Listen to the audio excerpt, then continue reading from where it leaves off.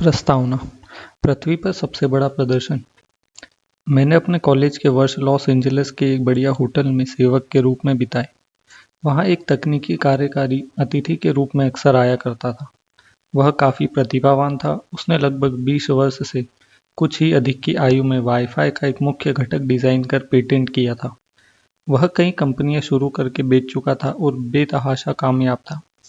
धन संपत्ति के साथ उसका जो संबंध था उसे मैं असुरक्षा और बचकानी मूर्खता का मेल कहूँगा। वह $100 के नोटों की कई इंच मोटी गड्डी साथ लेकर घूमता था, जिसे वह हर किसी को दिखाता था, फिर चाहे वे देखना चाहते हो या नहीं।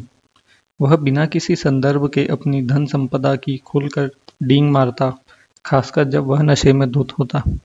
एक दिन उसने मेरे एक सहकर्मी को कई $1000 की रकम दी और कहा, गली में जो जवाहरात की दुकान है वहां जाओ और $1000 के कुछ सोने के सिक्के लेकर आओ। 1 घंटे बाद हाथ में सोने के सिक्के लिए वह कार्यकारी और उसके दोस्त एक डाक के चारों तरफ इकट्ठा हो गए जो प्रशांत महासागर के सामने था। फिर उन्होंने उन सिक्कों को पानी में फेंकना शुरू कर दिया।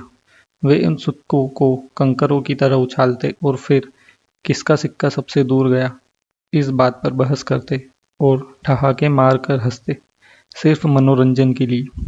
कुछ दिन बाद उसने होटल के रेस्टोरेंट में एक लैंप तोड़ दिया। एक मैनेजर ने उससे कहा कि वह $500 का लैंप था और उसे उसकी भरपाई करनी होगी। तुम्हें $500 चाहिए? कार्यकारी ने अविश्वास पूर्वक पूछा और जेब से नोटों की एक गड्डी निकालकर मैनेजर को देते हुए कहा, ये रहे $5000। अब मेरे सामने से दफा हो जाओ और फिर कभी भी दोबारा इस तरह मेरी बेइज्जती मत करना। आप सोच रहे होंगे कि आखिर इस तरह का व्यवहार कब तक चल सकता था, और इसका जवाब है ज़्यादा दिन नहीं।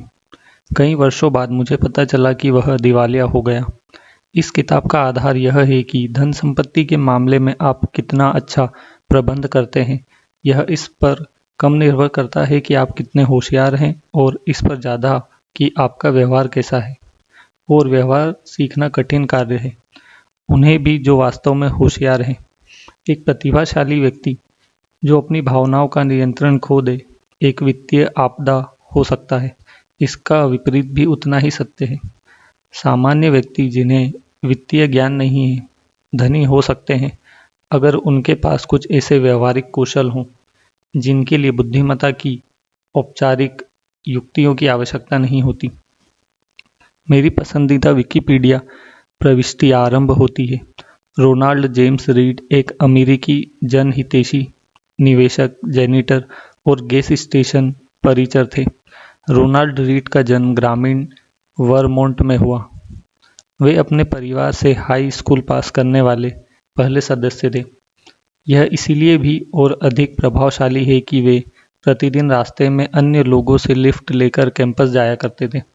जो रोनाल्ड रीड को जानते थे उनके जीवन के बारे में बताने योग्य ज़्यादा कुछ नहीं था। उनका जीवन इतना सामान्य था जितना किसी का हो सकता है। रीड ने 25 वर्ष तक एक गैस स्टेशन में कारों की मरम्मत की। 17 वर्षों तक जे.सी. पेने में फर्श पर झाड़ू लगाई। 38 वर्ष की आयु में उन्होंने $12,000 में एक 2 बेडरूम वाला घर खरीदा और अपना पूरा जीवन वहीं बिताया। 50 वर्ष की आयु में वे विधुर हो गए और उन्होंने फिर दोबारा विवाह नहीं किया। उनके एक मित्र का कहना है कि उनका खास शौक ईंधन की लकड़ी काटना था। वर्ष 2014 में 92 की आयु में उनका निधन हो गया और तब जाकर इस विनीत ग्रामीण जेनेटर ने सुर्खियां रची। 2014 में 28,13,503 अमेरिकी नागरिकों की मृत्यु हुई। इनमें से 4,000 से भी कम लोगों की शुद्ध संपत्ति उनकी मृत्यु के समय $8 मिलियन थी। रोनाल्ड रीड उनमें से एक थे। अपनी वसीयत में इस पूर्व जेनिटर ने अपने सौतेले बच्चों के लिए $2 मिलियन और स्थानीय अस्पताल एवं पुस्तकालय के लिए $6 मिलियन छोड़े थे। जो रीड को जानते थे वे चकराए हुए थे। उनके पास इतना सारा पैसा आखिर कहाँ से आया? बाद में पता चला कि इसमें कोई भी रहस्य नहीं था। ना तो उन्होंने कोई लॉटरी जीती थी और ना ही उन्हें यह पैसा विरासत में मिला था। रीड ने जितना संभव था उतनी बचत की और वह पैसा ब्लू चिप स्टॉक में लगा दिया। फिर उन्होंने दशकों तक प्रतीक्षा की जब तक वह छोटी सी निवेश राशि बढ़कर $8 मिलियन में बदल गई। बस इतना ही। और एक जेनिटर से जनहितैषी। रोनाल्ड रीड की मृत्यु से कुछ माह पहले रिचर्ड नाम एक व्यक्ति और खबरों में था। रिचर्ड फुस्कॉन वह सब कुछ था जो रोनाल्ड रीड नहीं था। हार्वर्ड से पढ़े इस मेरिल लिंच कार्यकारी के पास MBA की डिग्री थी और उसने वित्तीय व्यवसाय में इतनी सफलता प्राप्त की कि लगभग 40 की उम्र में ही सेवानिवृत्त होकर एक जनहितैषी बन गया। पूर्व मेरिल CEO डेविड कोमांस्की ने फुस्कॉन की व्यवसाय कुशाग्रता, नेतृत्व क्षमता, उचित मूल्यांकन और व्यक्तिगत अखंडता की काफ़ी प्रशंसा की। क्रेन्स बिजनेस मैगजीन ने एक बार उसे सफल कारोबारियों की 40 अंडर 40 सूची में शामिल किया, लेकिन फिर ठीक सोने के सिक्के उछालने वाले तकनीकी कार्यकारी की तरह सब बिखर के रह गया। 2000 के पहले दशक के बीच फुस्कॉन ने ग्रीनविच कनेक्टिव में एक 18,000 वर्ग फुट के घर का विस्तार करने के लिए जमकर ऋण लिया। इस घर में 11 गुसलखाने, 2 एलिवेटर, 2 स्विमिंग पूल और 7 गैरेज थे और इस घर के रख रखाव का मासिक खर्च $90,000 से भी अधिक था। फिर वर्ष 2008 का वित्तीय संकट आ पड़ा। इस संकट ने वस्तुतः सभी की आर्थिक स्थिति को चोट पहुंचाई। इसने फुस्कॉन को प्रत्यक्ष रूप से मिट्टी में मिलाकर रख दिया। अत्यधिक ऋण और अनकदी परिसंपत्ति ने उसे दिवालिया बना छोड़ा।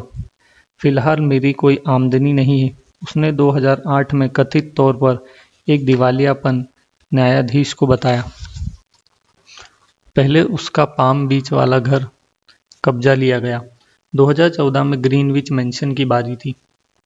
अपनी संपत्ति दान में देने से 5 महीने पहले रिचर्ड फुस्कॉन का घर, जहां अतिथि घर के अंदर के स्विमिंग पूल के ऊपर आर पार नज़ारे वाले आवरण पर खाने और नृत्य के रोमांच का स्मरण करते थे, उसे इंश्योरेंस कंपनी द्वारा अनुमानित लागत से 75% कम की राशि में नीलाम कर दिया गया। रोनाल्ड रीड धैर्यवान थे और रिचर्ड फुस्कॉन लालची, और बस इतना काफ़ी था दोनों के बीच की शिक्षा और अनुभव के विशाल अंतर को ग्रस्त करने के लिए। यहाँ सीख रोनाल्ड की तरह ज़्यादा या रिचर्ड की तरह कम बनने की नहीं है, हालांकि यह भी कोई बुरी सलाह नहीं है। इन कहानियों की दिलचस्प बात यह है कि वित्त के संबंध में ये कितनी अनोखी है।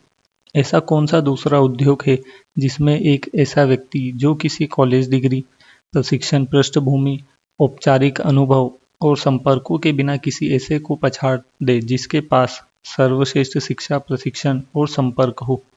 मैं ऐसा कोई और उद्योग नहीं सोच सकता। एक ऐसी कहानी की कल्पना करना जहां रोनाल्ड रीड किसी हार्वर्ड प्रशिक्षित सर्जन से बेहतर हृदय प्रत्यारोपण कर सके, यह बिल्कुल असंभव है। या फिर श्रेष्ठ प्रशिक्षित वास्तुकारों से बेहतर गगनचुंबी इमारतें बना सके, ऐसा भी कभी कोई कहानी नहीं होगी। जहां एक जेनिटर किसी विश्व के जाने माने परमाणु इंजीनियरों को मात दे सके। लेकिन निवेश के क्षेत्र में ऐसी कहानियां होती हैं। रोनाल्ड रीड के रिचर्ड फुस्कॉन का सहवर्ती होने के 2 स्पष्टीकरण हैं। पहला, वित्तीय परिणाम भाग्य द्वारा संचालित होते हैं और इसका बुद्धिमत्ता एवं प्रयास से कोई संबंध नहीं होता। यह कुछ हद तक सच है और यह किताब इस पर विवरण में चर्चा करेगी। या दूसरा, और जो मेरे अनुसार अधिक सामान्य है, कि वित्तीय सफलता कोई कठिन विज्ञान नहीं है। यह एक व्यवहारिक कौशल है। जहां आप किस प्रकार व्यवहार करते हैं, यह अधिक महत्वपूर्ण है बजाय इसके कि आप क्या जानते हैं। मैं इस व्यवहारिक कौशल को धन संपत्ति का मनोविज्ञान कहता हूँ। इस किताब का उद्देश्य लघु कहानियों के द्वारा आपको यह विश्वास दिलाना है कि व्यवहारिक कौशल संपत्ति के तकनीकी पहलू से अधिक महत्वपूर्ण है। मैं ऐसा इस प्रकार करूँगा कि सभी रीड से लेकर फुस्कॉन और बीच में बाकी सब बेहतर वित्तीय निर्णय लेना सीख सकें। और जैसा कि मैंने जाना है, यह व्यवहारिक कौशल काफ़ी अगोचर है। वित्त को मुख्य तौर पर गणित आधारित क्षेत्र के रूप में पढ़ाया जाता है, जहां आप किसी फॉर्मूले में डेटा डालते हैं और फॉर्मूला आपको बताता है कि आपको क्या करना है, और यह मान लिया जाता है कि बस आप यह कर लेंगे। व्यक्तिगत वित्त में यह सच है, जहां आपको बताया जाता है कि आपके पास 6 माह की आपातकालीन राशि और आय का 10% बचत के रूप में होना चाहिए। निवेश में यह सच है, जहां हमें ब्याज दर और मूल्यांकन के बीच पहले का सहसंबंध यथास्वरूप से पता होता है। और यह कॉर्पोरेट वित्त में भी लागू होता है, जहां सीएफओ पूंजी का सटीक मूल्य माप सकते हैं। ऐसा नहीं है कि इनमें से कोई भी बात बुरी या गलत है।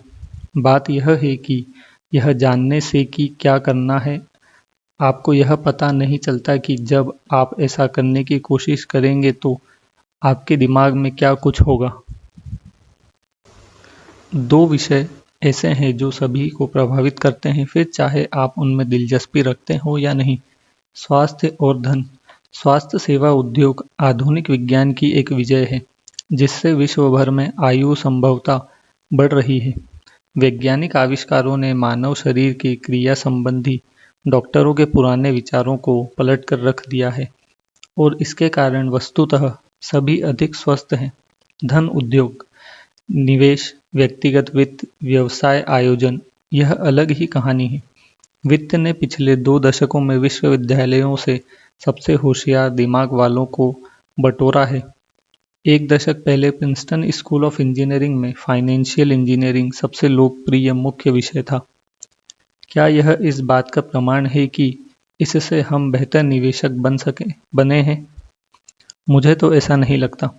वर्षों की सामूहिक प्रयत्न त्रुटि विधि से हमने बेहतर किसान, कुशल प्लम्बर और विकसित रसायनज्ञ बनना सीखा है। लेकिन क्या प्रयत्न त्रुटि विधि ने हमें अपने व्यक्तिगत वित्त में बेहतर होना सिखाया है? क्या ऋण में डूबने की हमारी संभावना कम हुई है, या फिर क्या हम बुरे दिनों के लिए बचत करने के लिए अधिक योग्य हैं, या सेवानिवृत्त होने को अधिक तैयार हैं? या फिर धन दौलत हमारे सुख के लिए क्या करती है और क्या नहीं? क्या इस बारे में हमारे विचार यथार्थवादी हैं? मैंने तो इन बातों का कोई दमदार प्रमाण नहीं देखा। मेरे अनुसार ऐसा होने का कारण यह है कि हम धन दौलत के बारे में जो सोचते हैं और सीखते हैं, वह बिल्कुल उसी प्रकार है जैसे हम भौतिक विज्ञान सीखते हैं, नियमों और विधियों के साथ, और ना कि मनोविज्ञान की तरह भावनाओं और बारीकी से। और यह मेरे लिए उतना ही दिलचस्प है जितना आवश्यक। पैसा हर जगह है, यह हम सबको प्रभावित करता है और हम में से अधिकांश को भ्रमित भी। हर कोई पैसे के बारे में कुछ अलग ही ढंग से सोचता है। यह हमें ऐसे सबक सिखाता है जो हमारे जीवन के कई पहलुओं में लागू होते हैं, जैसे जोखिम उठाना, आत्मविश्वास और सुख। कुछ विषय ऐसे हैं जो यह जानने और समझने के लिए अधिक शक्तिशाली आवर्धक लेंस प्रदान करते हैं कि लोग जिस प्रकार पैसे के प्रति आचरण करते हैं, वे आखिर ऐसा क्यों करते हैं। यह पृथ्वी पर सबसे बड़े प्रदर्शनों में से एक है। धन दौलत के मनोविज्ञान के प्रति मेरा स्वयं का अभिमूल्यन इस विषय पर 1 दशक से भी अधिक लेखन के द्वारा विकसित हुआ है। मैंने वित्त संबंधी लेखन 2008 के शुरुआती दिनों में आरंभ किया। यह एक वित्तीय संकट का घोर काल था और 80 वर्षों की सबसे बुरी मंदी। यह लिखने के लिए कि क्या हो रहा है, मेरे लिए यह समझना आवश्यक था कि आखिर क्या हो रहा था। लेकिन इस वित्तीय संकट के बाद सबसे पहली चीज जो मैंने सीखी वह यह थी कि कोई भी यथार्थ रूप से नहीं बता सकता था कि क्या हुआ और क्यों, और इसे लेकर क्या कर सकते थे, वह तो दूर की बात थी। हर अच्छे स्पष्टीकरण के लिए उतना ही विश्वसनीय खंडन भी था। इंजीनियर किसी पुल के ढहने का कारण बता सकता है क्योंकि इस बात पर सहमति है कि अगर किसी हिस्से में एक निश्चित मात्रा में बल डाला जाए तो वह हिस्सा टूट जाएगा। भौतिक विज्ञान विवादास्पद नहीं होता, वह नियमों से चलता है।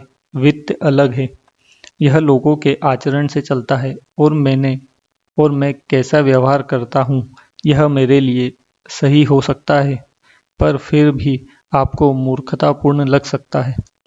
वित्तीय संकट के बारे में जितना मैंने पढ़ा और लिखा, उतना ही मुझे एहसास हुआ कि आप इसे वित्त के बजाय मनोविज्ञान और इतिहास के लेंस के द्वारा बेहतर समझ सकते हैं। यह समझने के लिए कि लोग ऋण में क्यों डूब जाते हैं, आपको ब्याज दर का अध्ययन करने की आवश्यकता नहीं है। आवश्यकता यह है कि आप लालच, असुरक्षा और आशावाद के इतिहास का अध्ययन करें। यह जानने के लिए कि निवेशक बियर मार्केट के तल पर क्यों बेच देते हैं, आपको भविष्य के अपेक्षित रिटर्न का गणित समझने की आवश्यकता नहीं। आवश्यकता यह है कि आप उस व्यथा के बारे में सोचें जो आपको अपने परिवार की ओर देखकर होगी यदि आपके निवेश उनके भविष्य को खतरे में डाल रहे हों। मुझे वोल्टेयर का यह अवलोकन बहुत पसंद है कि इतिहास कभी खुद को नहीं दोहराता, मनुष्य हमेशा दोहराता है। पैसे को लेकर हमारा आचरण कैसा है, इस बात पर यह बहुत अच्छे से लागू होता है। 2018 में मैंने उन 20 सबसे महत्वपूर्ण खामियों, पूर्वाग्रह और बुरे व्यवहार के कारणों को रेखांकित करते हुए एक रिपोर्ट लिखी, जिन्हें मैंने धन संबंधी लेन देन में लोगों को प्रभावित करते देखा है।